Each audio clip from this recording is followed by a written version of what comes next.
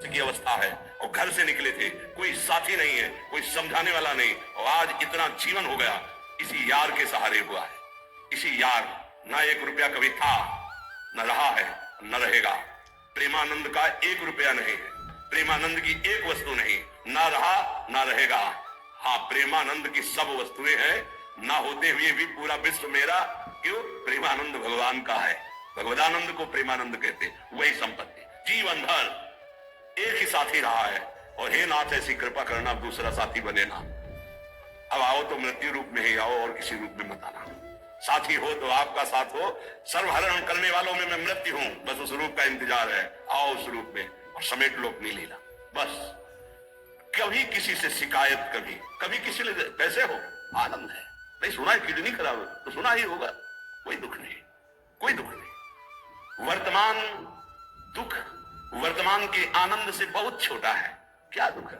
स्वामी के द्वारा दिया हो। ये आप हमारी प्रार्थना मान लीजिए, इस मार्ग में चलने पर जो दुख मिले कभी किसी से कहना नहीं, नहीं तो प्रीति में कलंक लग जाएगा, वो तुम्हें प्रभु से हटा देगा। नहीं, रहीमन मन की मन व्यथा रखिए मन में गोए, सुनि चले गए लोग सब बाट न लिए। ये भगवत मार्ग शूरवीरों का मार्ग। कभी अपनी अंतर व्यथा को किसी से मत कहो। जीवन में अगर कोई हमें कष्ट दे रहा है तो हमारा कर्म है, ना कि कोई व्यक्ति। ये बिल्कुल सिद्धांत तक चर्चा समझ लो। वही व्यक्ति जो मुझे द्वेष करता, वही व्यक्ति जो मुझे कष्ट और दंड देता, वही व्यक्ति प्रणाम करके छाती से लगाकर आंसुओं की धारा से अभिषिक्त किया, तो वो व्यक्ति था या कर्म?